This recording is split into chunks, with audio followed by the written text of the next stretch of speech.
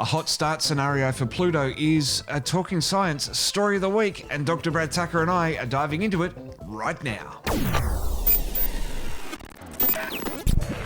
With the latest science and space news 5 days a week across Apple Podcasts, Spotify, Google Podcasts and YouTube, this is Talking Science with Dr. Brad Tucker and Matt Miller. Brad, time to dive into the stories of the week, and as we do it every week, 3 stories across 3 days here on Trekzone, and of course highlighting them on our Tuesday main show and putting it all together on our live uncut show on Saturdays. Our first story this week is all about Pluto, that dwarf planet that has been shoved around a bit over the last few decades from when I was at school. Now it seems that it might be more like a inner rocky planet than anyone thought. I wouldn't say, shoved around. That makes it look like we're just picking on poor Pluto. But you're right. Pluto's always been quite interesting. It's been a place where we've wanted to observe. And when New Horizons went by it in 2015, it was really interested in what the geology, what the topology was like.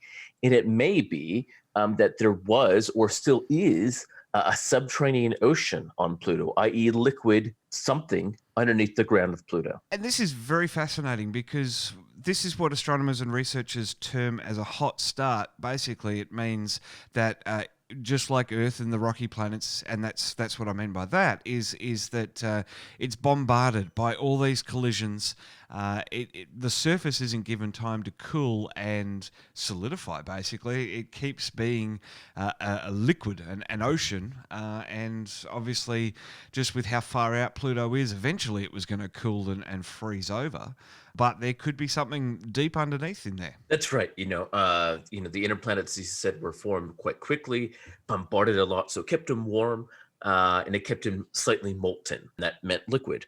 The gas giants we know formed slow, and therefore they were past what's called the frost line. So therefore they kind of cooled down relatively quickly, cooled down, formed that gassy state, that atmosphere. Pluto, the question is it more, as you said, towards the rocky planets or the big gas giants? And it appears that maybe it is closer to the inner rocky planets, partially because the Kuiper belt where Pluto is, there's lots of stuff out there, lots of stuff happening.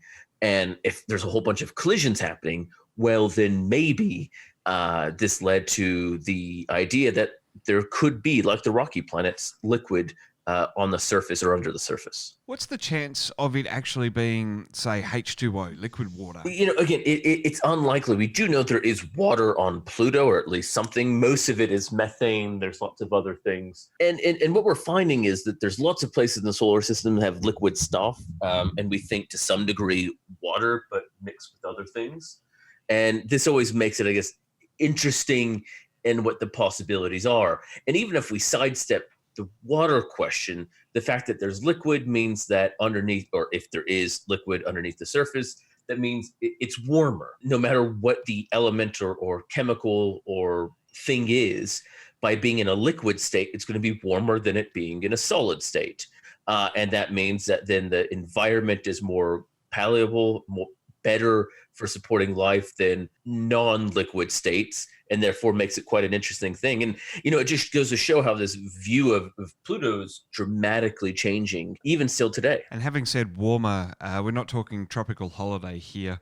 The surface temperature is about minus 230 degrees Celsius. Yeah, we're talking like maybe minus 80 degrees Celsius, As I said, it's like Queensland winter versus Canberra winter.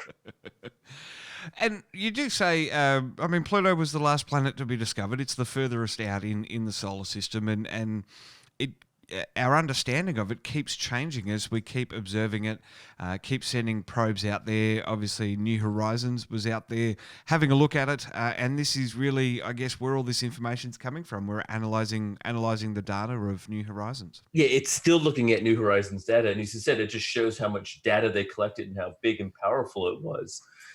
Before New Horizons, Pluto was just really this pixelated smudge. But now there's a lot of information, and they're still pouring over data, and it will still continue. Fantastic, Brad. Well, an awesome story of the week. Hopefully, all the New Horizons data will be sorted out before my kids get to school and have to learn a new text. No promises.